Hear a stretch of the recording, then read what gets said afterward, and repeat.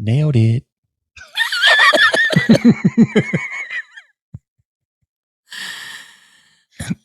Okay.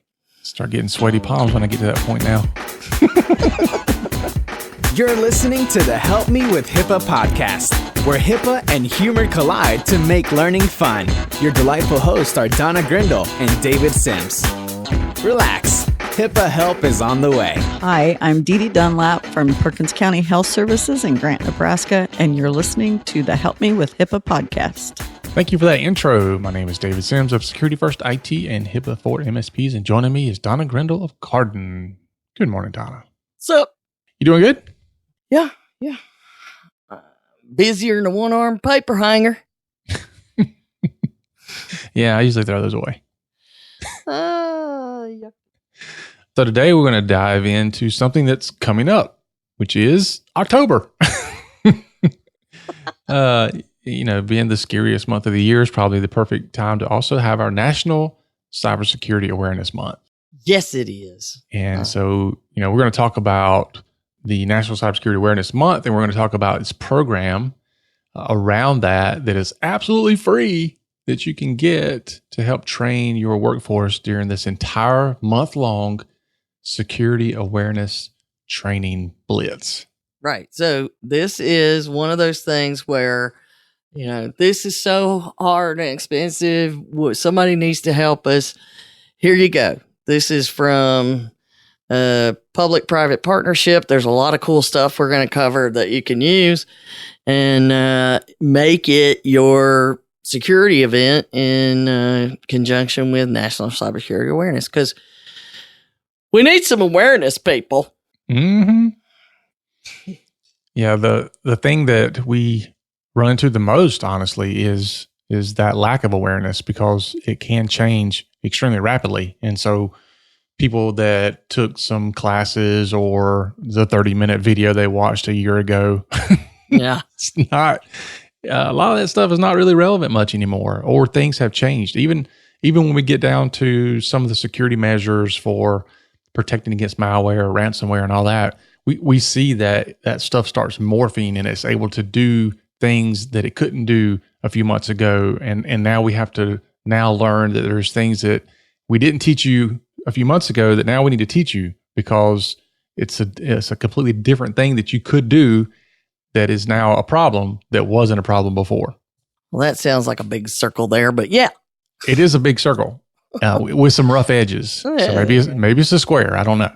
But we're going to get into it in today's episode. But before we do you have any things coming up before the boot camp?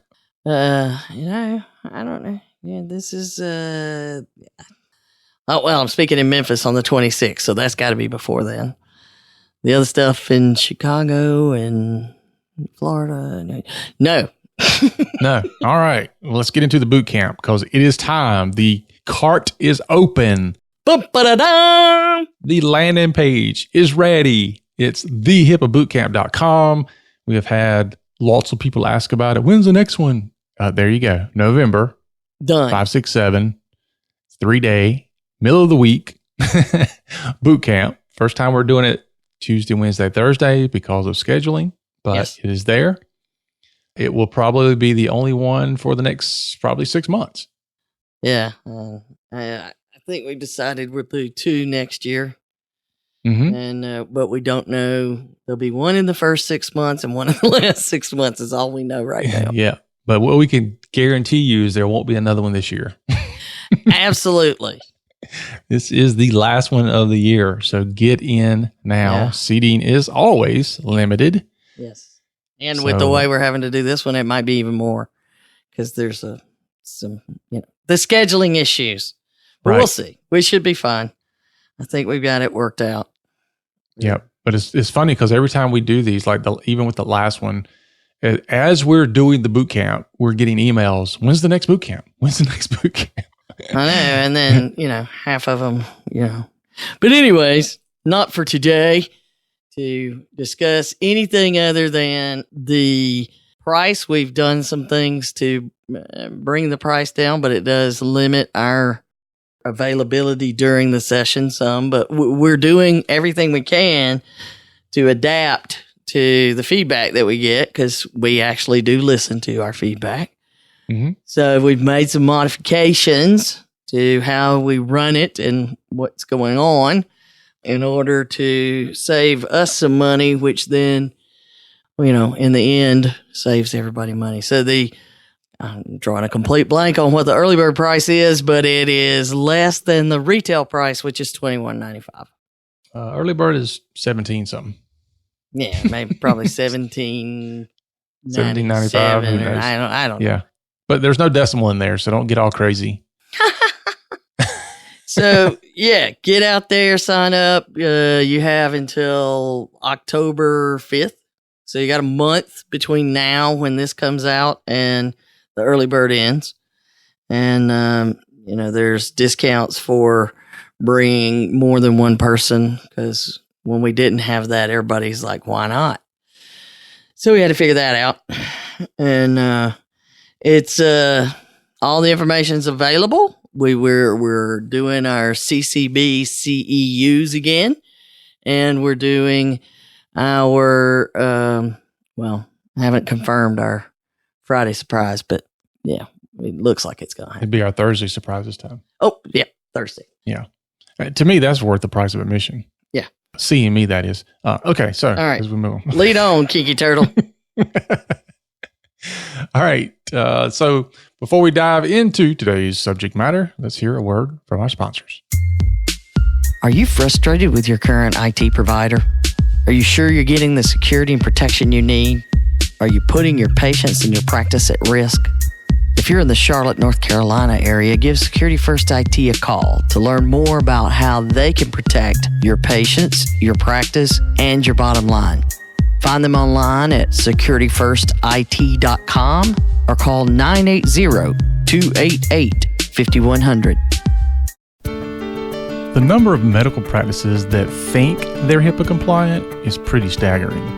Effective privacy and security are an ongoing process, not a checklist. And that's why at Cardin, they don't just assess your situation and leave you with a report, but they work with you all along the way. Call Cardin today at 678-292-5001 or visit them on the web at cardinhq.com. Aren't your patients worth it? And we're back. Time to own it, secure it, protect it. Boom. There you go. Yes, so National Cybersecurity Awareness Month. You can use this for your workforce training. That's what this whole episode is about, is how to use it, well, what it is, what they have, and how you use it to do your own cybersecurity awareness month at your organization. And you don't have to do it in October. You could use all the same stuff in, January for that matter. It's about, October's where the big push is, so that we can kind of have it constantly out there and make make a scene. So, well, the things I like about October is there's typically not a lot of other things going on in October other than Halloween, but it's also right before a lot of the big months where there's a lot of stuff going on that can get you in trouble. So you have the holiday season that's coming up. And so lots of online activity, buying stuff. So if I'm going to send you an Amazon phishing email, I'm going to do it during holiday season because there's a good chance you probably ordered something from Amazon. Yeah. And then right after that, you have the New Year stuff. And then you start rolling into tax season.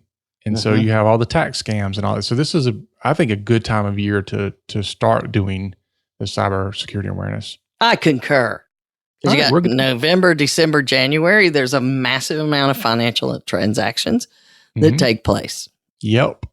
And I absolutely love the way they do this because, you get all the artwork and the marketing stuff and the social media posting stuff and emails, everything. It's a complete done for you package. Honestly, I own a business and you own a business. How much would you pay for a complete done for you marketing package? I've paid in the thousands for stuff like this before, and this is free. That's the best part. You don't have to get approval for funding of this program, just the resources, to be able to do the promotions, and you can say, look, I've got all this really cool stuff and it's graphics and I already have the text. You're not having to make it up.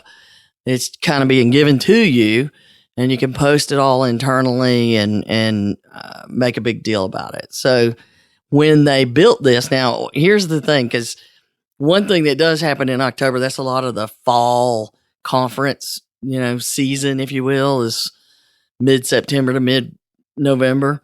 And I would go into all of these places and say, oh, so you're having me here because this is National Cybersecurity Awareness Month, because, October. In the room, crickets. Yeah, what? I was like, it is. It's National Cybersecurity Awareness Month. And they're all like, is that like June is Dairy Month? Kind of. Shout out to those who grew up on a dairy farm, but like me. But they do promote this, trying to build it out there. And this is the 16th year. Wow. Yeah. So they started before it got bad, just like us. Yeah. Yeah. They were in the cyber. I know. I was begging people to be secure before panic set in. But when you look at the concepts of what they're doing, they're trying to help you build an effective training program and give you the tools to make sure that you're reaching out in all the different ways that people see information. So emails, social media, posters, videos, you can do so many different things that come in this toolkit. And for 16 years, they've been doing it, and they have all these partners. So there's private companies that are partners, and they provide some of the resources. So you might see, I don't know, last year, I think Wombat, which is now a different name, but they had a lot of their phishing information because that's what they sell. So they contributed some of their stuff, and that builds the training. And the good news is that it's free to go out there and sign up as a cybersecurity champion, which, both of our companies and the podcast are cybersecurity champions. Mm-hmm. But the important part that a cybersecurity champion gives you is they send you the toolkit that has everything in it. Graphics, logos, you get a little button for the website, whatever it is that you're doing, it's perfect to use. Yeah. They put a lot of money into giving something away because it's done very well. Right. So they say that the objective of the program of National Cybersecurity Awareness Month, the objective is to ensure every American has the resources they need to stay safer and more secure online. That's great because you don't have to mention HIPAA. And, yes. This is about cybersecurity and making sure you understand. And this year, thankfully, we're ahead of the curve. Last year, we did our episode about it during it. So we're doing this one a month out to help you get things set up and know that you can recycle this content throughout the year. Mm-hmm. So like if you see something in the news about some sort of data breach or something that reflects back on some of this content, you can say, hey, did you see this? Here's a reminder how relevant that is because we covered this during Awareness Month, stay aware, whatever. But you can just recycle it and say, hey, remember this? And so every year they have a theme because, I don't know, everybody's got to have a theme. Mm-hmm. Parties have to have a theme. And this is one big month-long cybersecurity party. Yeah. Isn't your life a theme, though? What is the theme for your life? Oh, that's a whole sit around and have some bourbon conversation. Yeah, it is. I'm going to have to think on that and get back to you. Oh, but last year, the Cybersecurity Awareness Month was all about shared responsibility. That it takes all of us. It's not just, hey, that's IT's problem, that's management's problem, or I don't have to worry about it. It's everybody. This year, they're doing more towards personal accountability and being proactive in your own protections. Proactive protection behavior with David's theme. He loves it. Yeah, it reminds me, you remember the old, I have to call them old because I'm there. You remember the 90s, they had a little game called Bop It? Yeah. You know, and it would make all these noises that say bop it, twist it, pull it, blah, blah, blah. Anyway, their theme this year is own it, secure it, protect it. And so when I heard that, I was like, own it, secure it, protect it. And so I'm having flashbacks of playing this game with my kids. I was about to say, were you playing it by yourself, David? No. No. I cannot confirm nor deny that I was. So with on it, secure it, protect it, they then underneath each of those, they have some other little catchy phrases. I like some of them more than others, but the focus of them is, again, it gives you some drill down things. So under own it, it's never click and tell. I guess we should point out that it really is IT, like Yes. own IT, secure IT, protect IT. Yes. Not like Stephen King, it. Yeah, I never could understand how that had to do with IT. But anyway. I know. You ready to go? It's IT. So, own IT is never click and tell, staying safe on social media. I don't think that we have ever mentioned social media being a problem, have we, David? No, and people never overshare. They always are very good about what they keep to themselves. Yeah, if you can go and find on a Facebook page, first of all, if anything's public and not all of it is private, change that today, which is the next piece. Update your privacy settings. But it's also about, don't click on something and then provide all your information. That's the don't click and tell. Yeah. But you can find out everything about somebody. Where they like to vacation, what's their dog's name, their kids' names, where their kids go to school, where they went to school, where they grew up, their best friends. You can find all that online. And if you want to know more, I found out, recently you can just put a job posting online and then just interview people over the internet and they'll tell you everything you ask them. Yeah. So that never click and tell thing is key because you're giving away all your information to people who, A, they may not be criminal, but they're also probably not securing all the information they collect. Or B, they intend to do something malicious and criminal with it. So double check. It could be David on the other end of that interview. Ooh, that's scary. I really like the next one under Own IT. Keep tabs on your apps. This whole craze where, because I download apps, but mine are weird things, not, minor utilities. And Yeah, now that's a big issue, especially for, us Android people. It happens some in Apple, but Android's just full of them. And Millions. every single time they come out with this list of all these bad apps that have all this stuff in there, they're all like things that it's like, why are you even using that anyway? It's crazy tons of stuff. games. The games and so the crazy thing recently was where you aged yourself. Yeah. Right. And you have side-by-side pictures.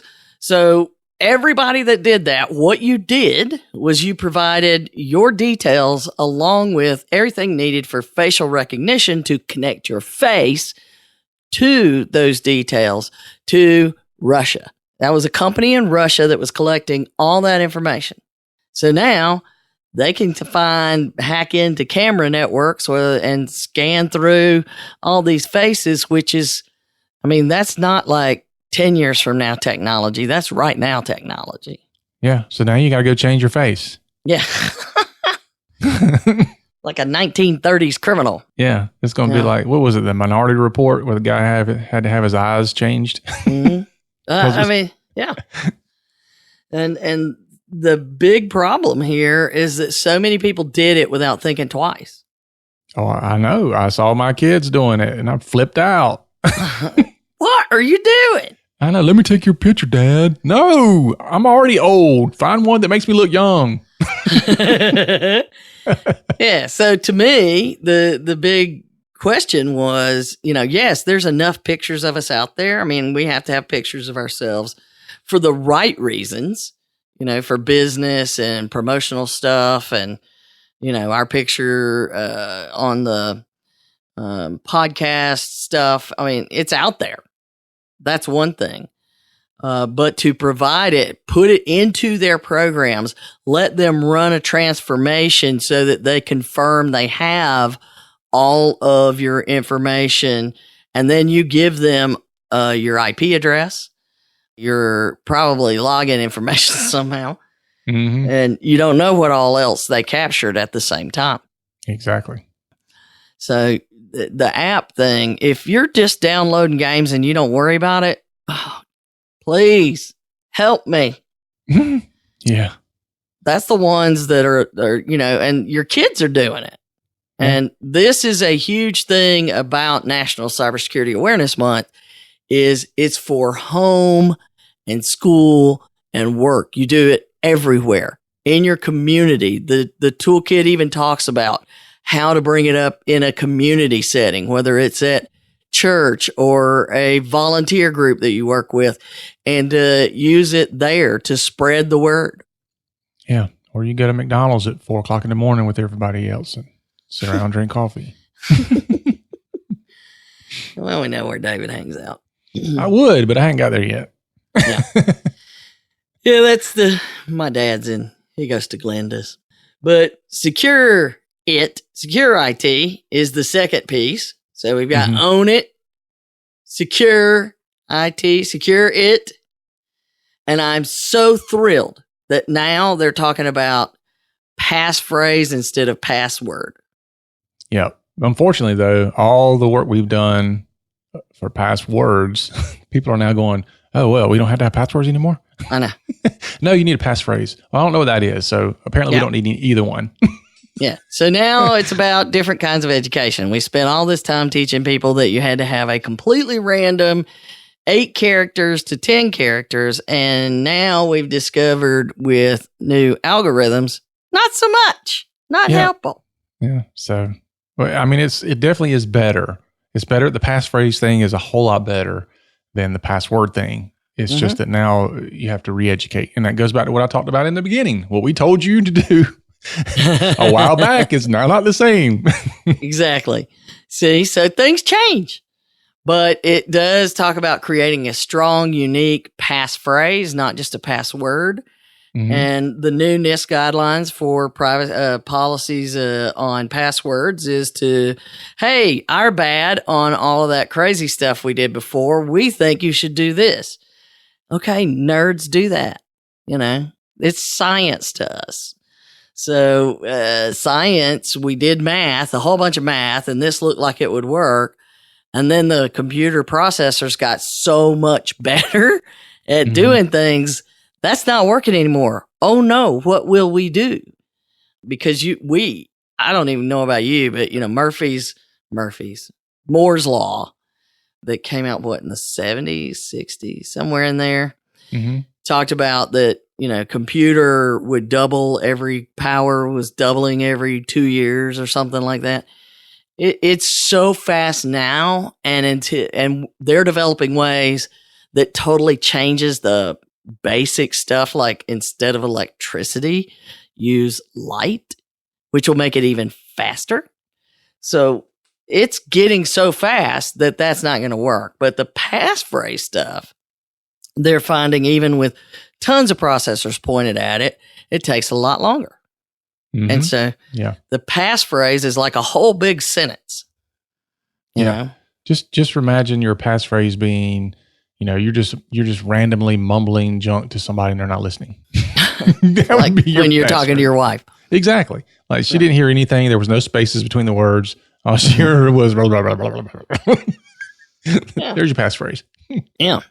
You could make a passphrase that I now have a passphrase because Donna and David told me I needed a passphrase instead of a password.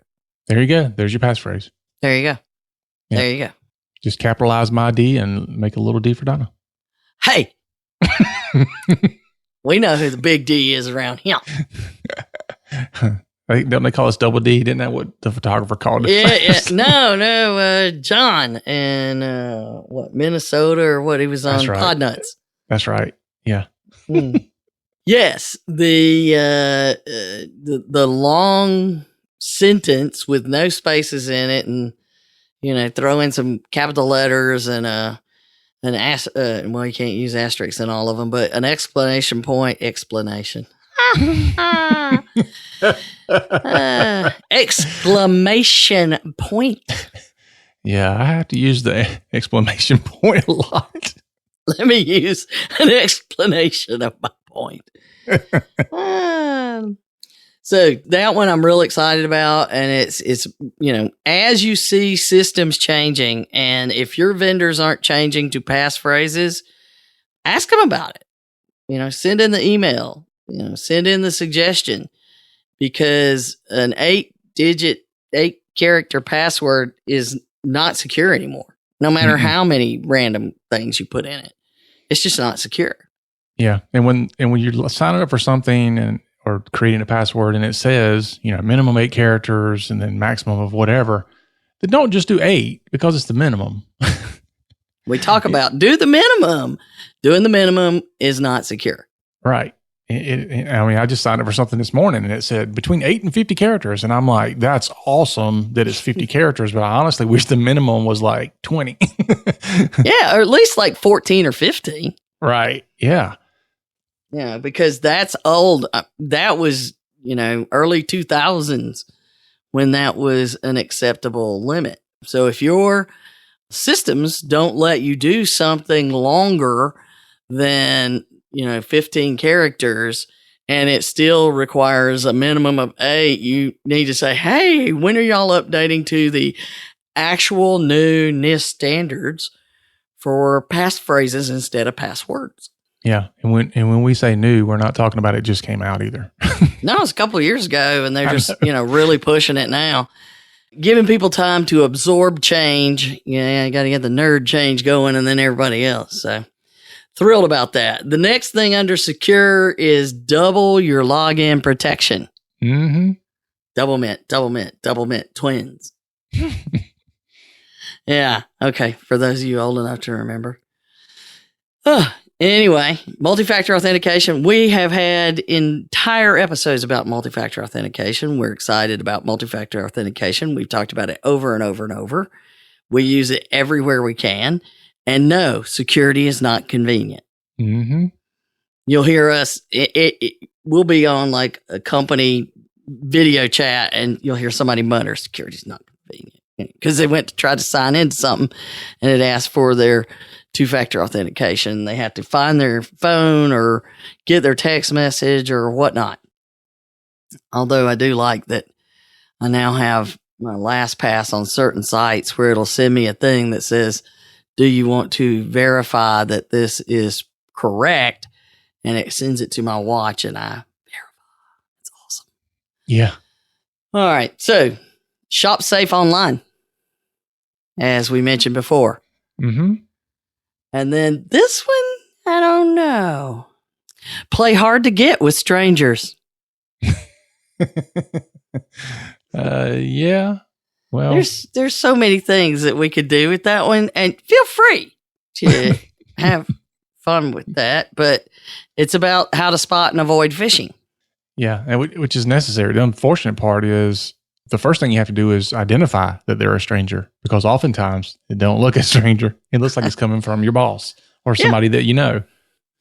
The number one thing is if an email makes you have an emotional response, either excitement, fear, sadness, panic, or it makes you feel like you must act right away. Yeah. So like an email from your boss that says you're fired. Yeah. I need you to click here and fill out your exit interview. Yeah. You never know. Even if it's from people that you work with, this is the way they're getting to people is called social engineering. They do spear phishing. There's spear phishing, and there's whaling, and there's so. Where was I just reading that the the voice, the vishing. That was it. Vishing. Mm-hmm. So they call you up and they either leave you a voicemail or they like build trust. They're calling you claiming to be somebody that works somewhere Right. that you're supposed to work with. Yeah. And you never know where it's coming from. I just got an email yesterday from somebody in the school system. And apparently it was a mass email because the CC line had about 50 other people in it.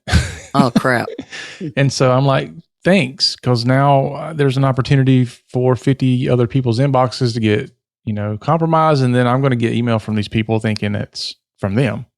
Mm-hmm. So I did send him a nice email about, proper email etiquette using the BCC.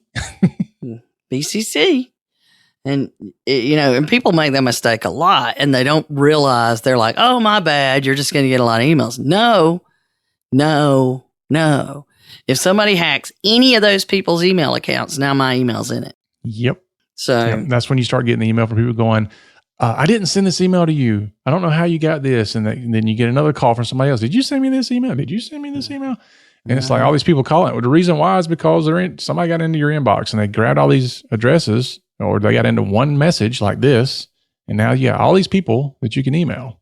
They harvested. They did.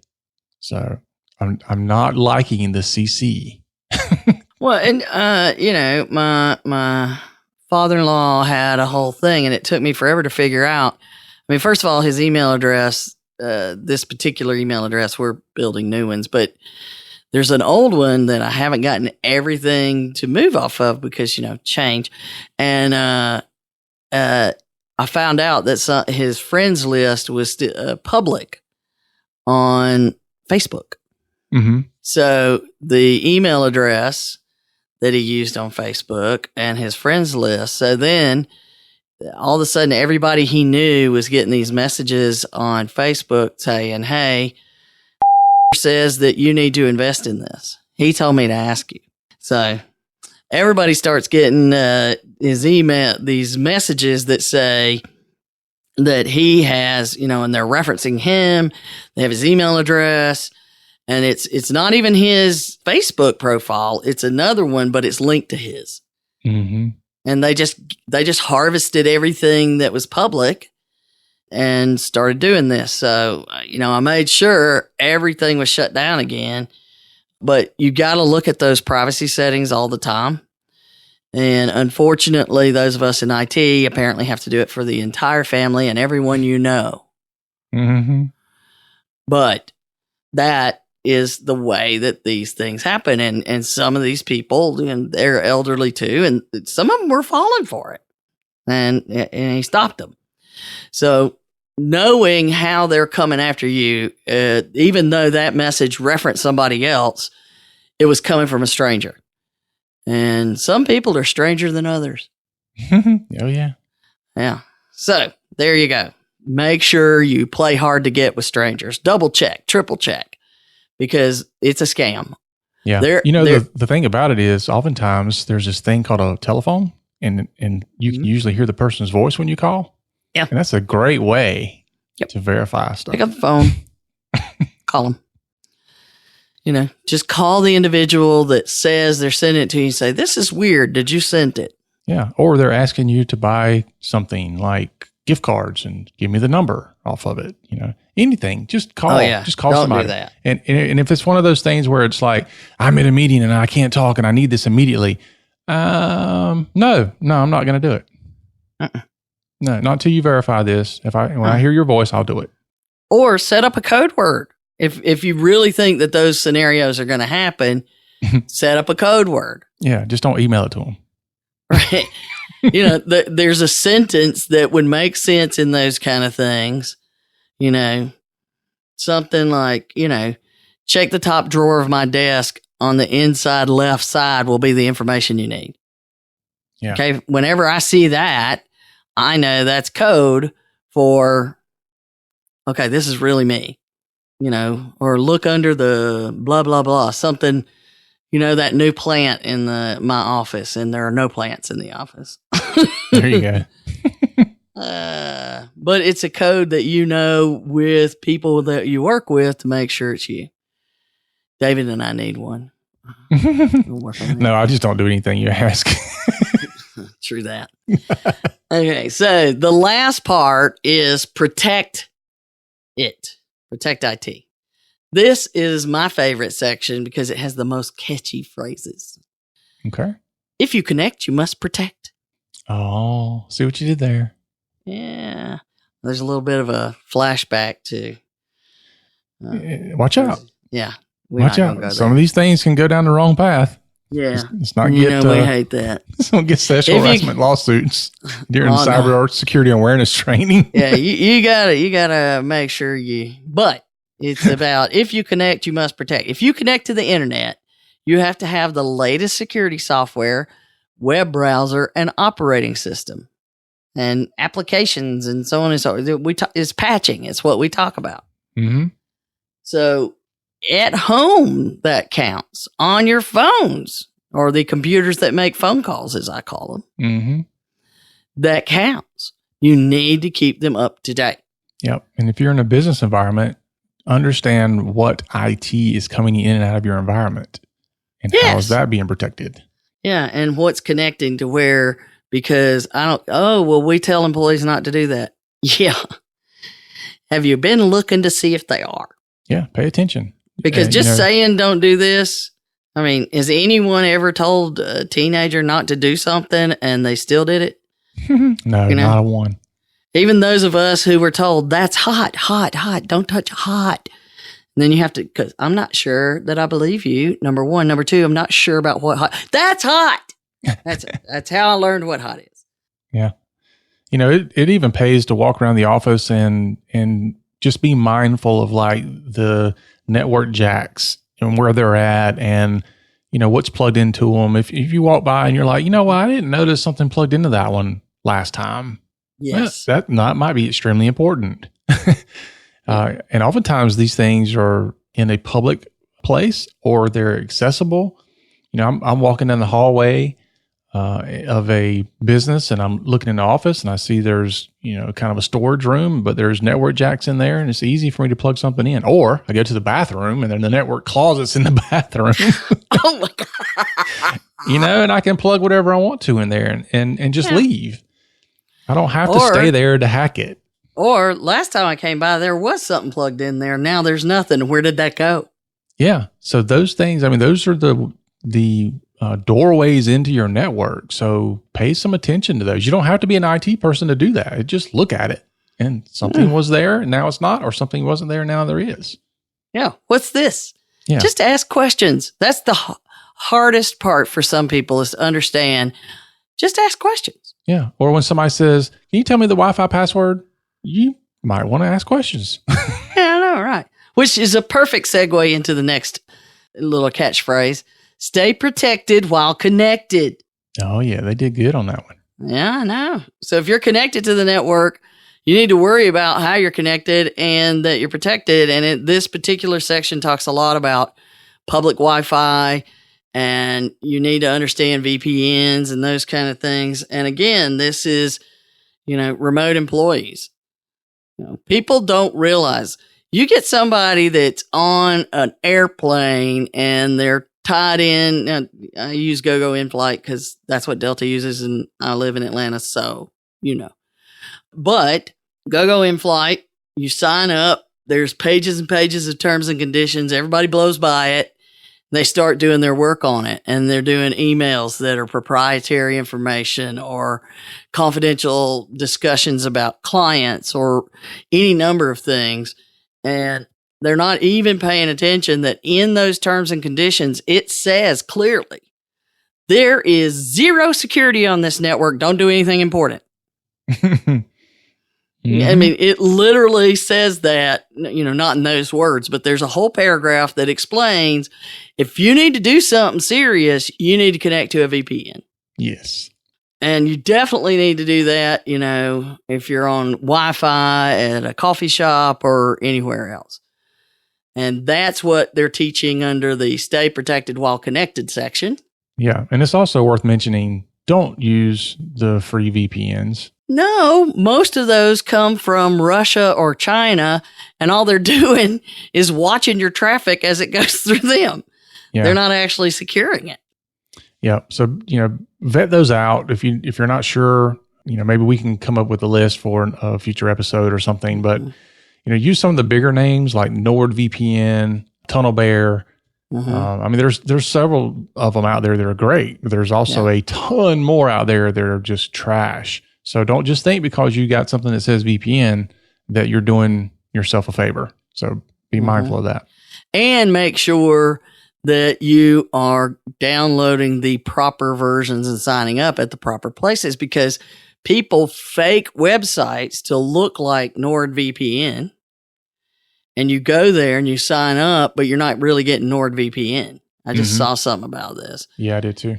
Then they redirect you to get NordVPN, but what you've done is give them access to your NordVPN eventually. But make sure you are careful when you are setting those things up. And then once they're set up properly, make sure they stay up to date. Absolutely. And then the final one, which is this is gonna get used in stuff for us in a lot of places, because not my patient, not my problem.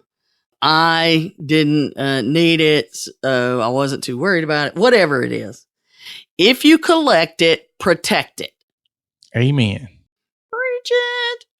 So those are the sections. So own IT. Secure IT. I thought you were going to go with me. Own IT, secure IT, protect IT. Of course you're not. You never do anything.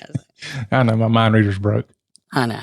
All right. So now let's do, as we've talked about these things, you go sign up for, and there's a link on our website, National Cybersecurity Awareness Month Champion. That will get you access to the material toolkit. Takes about 2 minutes to do that. That'll link you to a webinar that explains what the whole thing is, gives you a little bit more information maybe than we do. But if you're somebody that needs really a lot of information, go with it. I'm somebody that figures it out as I go. On social media, they'll be using the hashtags BeCybersmart and hashtag BeCybersmart, hashtag CyberAware. So follow those and post those on social media accounts.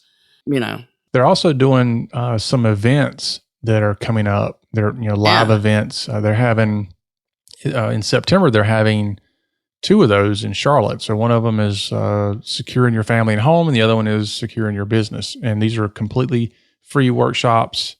I think they're like 3 hours or something like that. So absolutely worth going to and getting some information. I plan on going to the one for the businesses, and even though they say in their thing, this is not for IT people. I still want to go because I want to see what they're presenting and how they're presenting it and all that stuff. And I just think it'd be good to go. Yeah, you want to share the resources with people. They don't want IT people coming and picking them apart. So please don't do that. That's not right. I disagree. IT people can debate a semicolon for a week. Yeah. Nonstop. So let's don't go there. But all of the stuff they have in that toolkit and all of the resources they give you access to, you're free to use. You don't have to get their permission. So there's posters. You can put those resources out. You can get groups to go Cyber Secure My Home. Promote that, because if people worry about securing their home, they'll come to work and go, now I get it. And that's a huge part of this. Is a lot of people will be like, well, this is talking about all personal stuff. We say it over and over and over. When it comes to training, if you don't connect with the individual, then you're not going to get your message across. Yeah.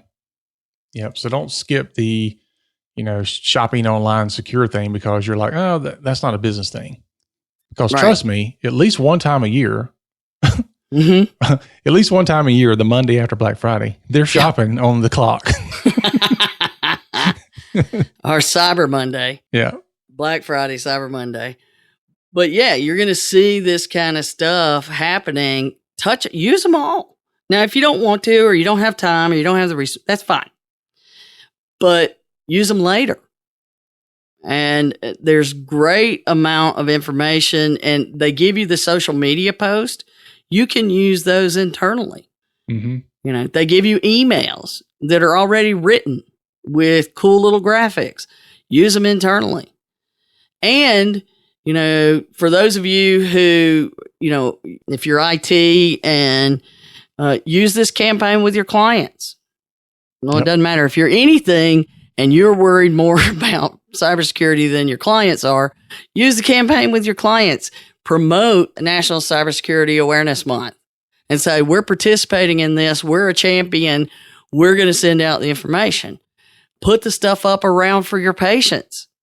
I don't know about you, but I would feel more comfortable that my doctor's office was actually protecting my information if I could see those posters up around that they were participating in National Cybersecurity Awareness Month. Well, you know, we talk about or have talked about a crisis of trust between patients and their medical providers. And this is a perfect way to show that you're paying attention to something that they are concerned about.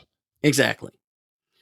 So that is, you know, the more that you have involved and the more that you show, the better off you're going to be. But it is important to get some level of leadership buy-in. So for me, the thing I worry about the most is, okay, obviously, if you have the boss coming in and the boss is talking about these kinds of things and sending emails or, you know, doing a video that sends out to the whole company, whatever it is, from the top down, you know, if you have the CEO and then all the VPs are telling their people and all the down to the supervisors having the meeting, hey, we're going to do everything to show that we're a cybersecurity champion. That would be ideal.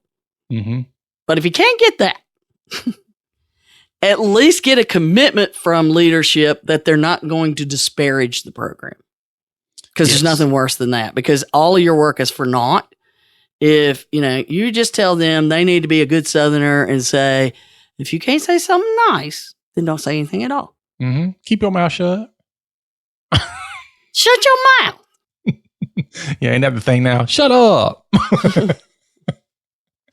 I still can't get used to that because my kids will do it to me and I'm like, I'm going to slap you upside the head. I know. Yeah, I can't stand it. Yeah, shut up. I'm like, I'm going to knock you out. Yeah. Yeah, your teeth are going to be on the other side of the room. You keep that up. Yeah, but, you know, no, I would not hit a child for saying shut up, but I would quit talking to them and ignore them until they got over it, which is what my nieces and nephew are well of. I just do not speak to you again until you behave. So the tools that are in there, you got all of the things that we've talked about, and then you could even break it down and do sections. So you could do a program that's leadership and management training. And under Cybersecure My Business, which is another part of the programs that this group does, you can make sure your leadership team does the detecting a cyber event in your small business or cyber securing your home office or your home-based business. Any of those things, it doesn't matter. It's what will they find more interesting. Mm-hmm. And then put that topic on the agenda for the October meeting to review what the webinar points were. You know, what did you learn? Bring one thing that you learned. And let's have a discussion about it. And it's also a great time to say, I believe that cybersecurity and privacy issues should be discussed at every one of these meetings. We need this visibility, you know, because that's what should be happening. This is a great door or open that door to have that discussion, because technically that's what should be happening every single management meeting. Somebody should say, anything going on in the security and privacy area that we need to discuss? Where do we stand on this project, this project, this project? I agree. There you go, David. And it's got to be, you know, just like any other training. Don't let this be the one time a year you do it. Mm-hmm. Yes, regular security awareness is the only way to secure your organization. It really is. There's no other way. Yeah. And interestingly enough, when somebody says, you know, what's that one thing that we can do that's going to make the biggest impact? Because, you know, everybody wants the silver bullet for cybersecurity, right? Mm-hmm. And, it's like, what do I have to buy to get the biggest impact? And I'm like, dude, this is security awareness training. This is it. This is the biggest impact you can make. And not only is it the biggest impact you can make, but it's also can be free like this. I mean, there's obviously a cost to it as far as time and stuff like that. So there are some resources that have to be used up, even if it's not buying the content. But this is it. The security awareness training is your biggest bang for your buck. You still need the other things, but this makes a huge difference. Yeah, it's not like you can put a giant cannon on the top of the hill and that'll protect you from all of the threats coming at you. There's no such thing. Nope. Get over it. You have to have layers, layers, and layers. And if you start with your people, they're going to help you build the layers because they're going to find the problems and work with you to fix them. Yep. And the more diligent your people are, the less the security around that has to do its functionality. It's there to catch things that get through. It's not there to catch every single thing because you're not putting that front line of defense up, which is your employees. Right.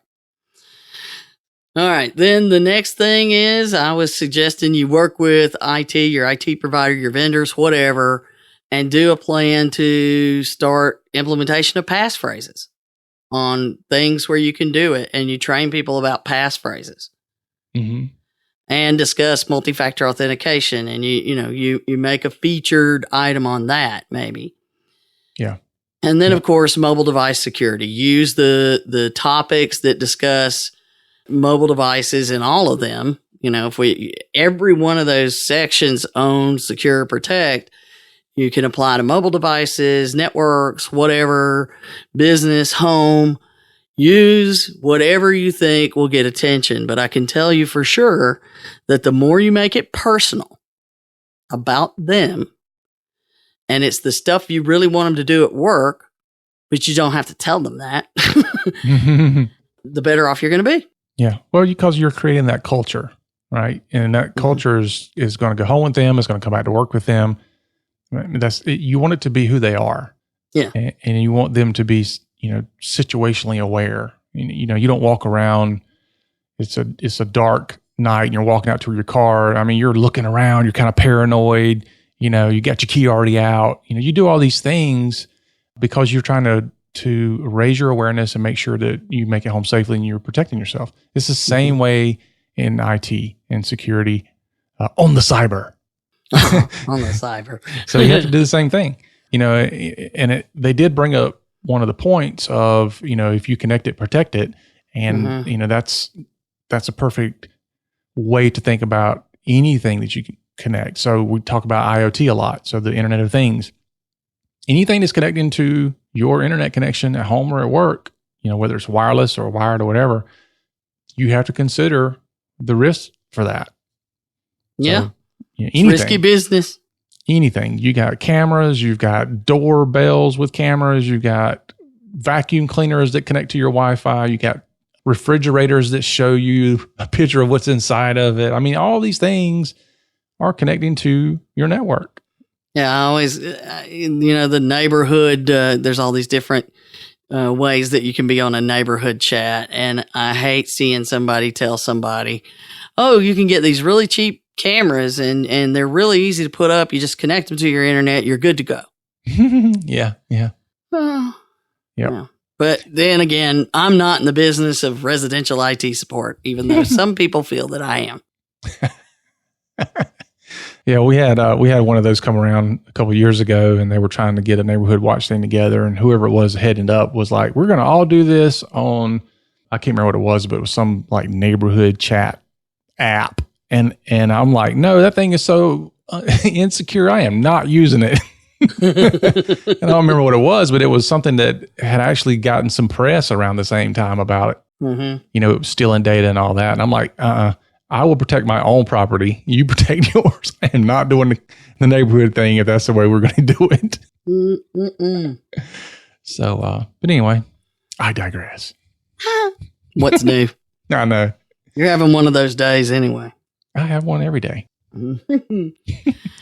All right. So get the information, use it however you can, make it be quarterly if you can't do it the whole month of October. But the important thing is know that people need to understand. You could be giving away information to foreign adversaries, cyber criminals, all of that at the same time. And it doesn't matter who you are or what you do. You're a target. Yeah. Something you have is important. If I'm trying to attack the place you work at and you're an employee there, then everything that you have is important to me because I can get some amount of information that helps me piece that puzzle together to then attack your organization. Mm-hmm.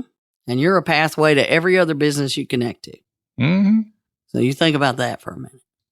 Don't have to. Okay. All right, folks, that is our show for today. Hope you enjoyed. Hope you are cyber aware and ready for the October push. So make sure you go out and rate us on our podcasting app. We need your help to spread the word. And you can always send your questions and ideas to Donna at cardinhq.com. She'll be more than happy to answer them. Some days I'm going to stab you. It's a good thing we're not in the same place, or I'd just poke a pin in your eye, right?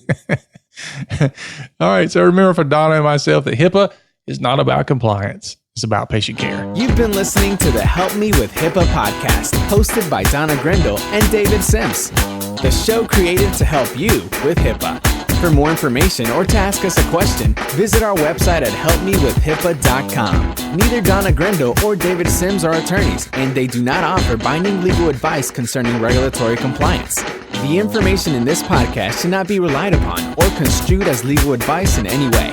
Consult your attorney for legal advice concerning compliance with HIPAA regulations.